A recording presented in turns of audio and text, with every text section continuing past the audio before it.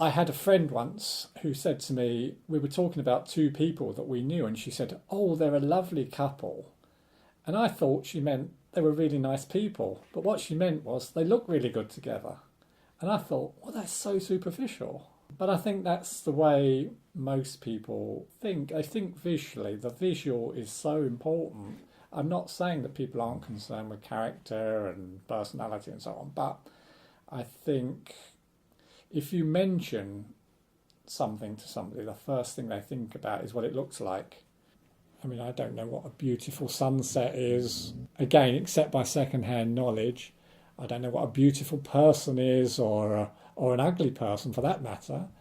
But, I mean, I know what beautiful music is. I know what beautiful tastes are, and a beautiful smell. We've got a beautiful smelling Daphne plant in the garden at the moment. And it's just gorgeous when you go out there. It's not visual beauty, but certainly I experience beauty. I have concepts of beauty. I went to buy a hi-fi system once. The guy was showing me various systems, and they sounded terrible. One in particular, I said, "Oh, this is absolutely rubbish." And he said, "Yeah, but it looks good." And I thought, well, that's crazy. I want to buy a hi-fi.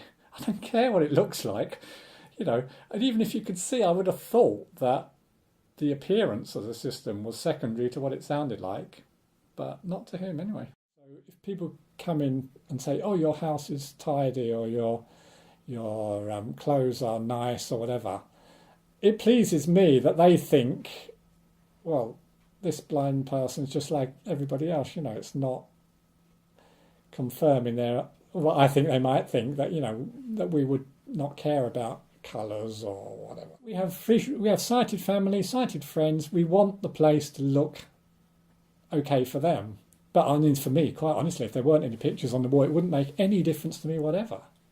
Because most visually impaired people have some tiny amount of sight. It's extremely rare. I don't know how rare, but I mean very rare, 1%, something like that, of blind people would never have seen anything at some point. So I do know what seeing is like to some extent. The deep meaning of colour has no relevance to me whatever. All the beauty and the variation of colour, I can't have any of that experience directly.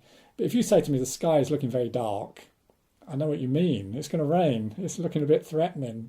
It's only by knocking around the world and hearing the context within which people say these things that you learn what they mean. You know, people talk about having 5 senses. It's not true. We've got a lot more than 5 senses. I've heard people say 7. I don't know what they are, but I certainly know there's an extra sense, which is around motion, the feeling you get when you go up a hill or around a corner, which is a sense that people ignore, but it's really useful. I mean, when I'm coming home, I feel the bus swing around the corner by Waitrose. I know where I am, because up to that point it's been going along quite a long straight road. Suddenly it swings around the corner. It's a very clear signal to me, sensory signal of where I am. So how do I dream? I dream like I live, so I don't see in my dreams. I don't do anything that I don't do in my life. So if I imagine I'm talking to a person, it's just like I'm talking to you now. I can't see that person. I might hear them, I might touch them, I might smell them. You know, I've got all the senses that I've got now, but I don't have sight, so I don't see them. A lot of blind people, or people who have lost some or all of their vision, will have visual dreams because they'll have a visual memory. But because I never did see very much at all, I don't have any visual. I can't conjure up images that I've never had, so I don't dream visually. 3 minutes, and then I'll press the start button, but I will have to stop it, obviously, because there's nothing in there. Start. High power microwave. 3 minutes. Pause. Press again to cancel. Door open. And it says when the door's open as well, which is not absolutely necessary, but Closed. and have some weighing scales. Hello. It's very polite, the weighing scale. Scale is ready. 520 grams. Goodbye. Goodbye. A really, really useful thing, which is newish, is called a pen friend. It's a labeler, really. So I turn it on, and I want to get a tin of something out of the cupboard. We'll try look for a curry sauce. So this is probably will be one. Lloyd Grossman Balti. I know that that's a jar of curry sauce because I can feel the shape. I remember the shape, but I know that this one now is Balti. So say I bought a Rogan Josh sauce, and I put the little label on the jar. I've got a sheet of labels, and I say I wanted to label it Lloyd Grossman Rogan Josh. Lloyd Grossman Rogan Josh sauce. Lloyd Grossman Rogan Josh sauce. I better put this back to a Balti sauce, or we're going to be having the wrong one.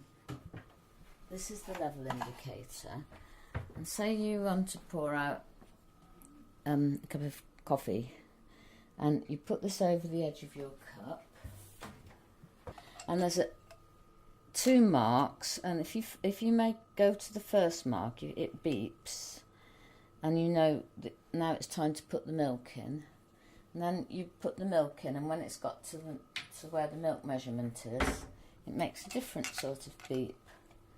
So I'll turn the tap on slowly and try not to splash it.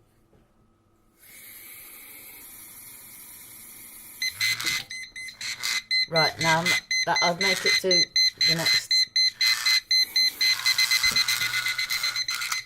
Sorry. So that was when I put a bit more in, like it would have been the milk.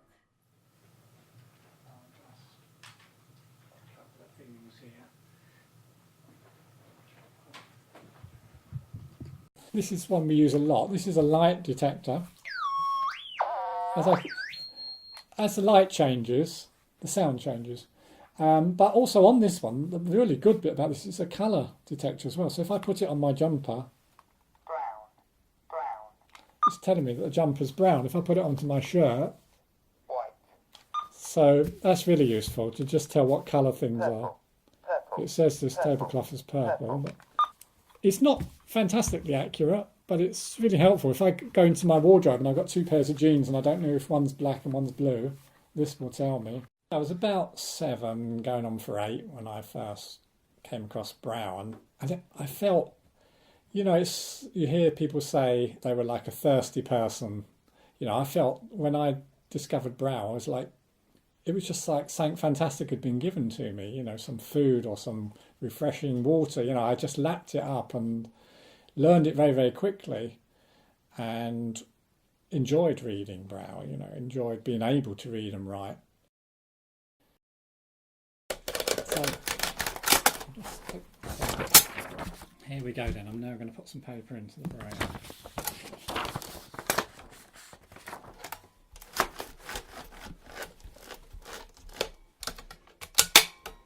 And we're just about ready to start brailing. Move the carriage across to the left, and I'm going to write something.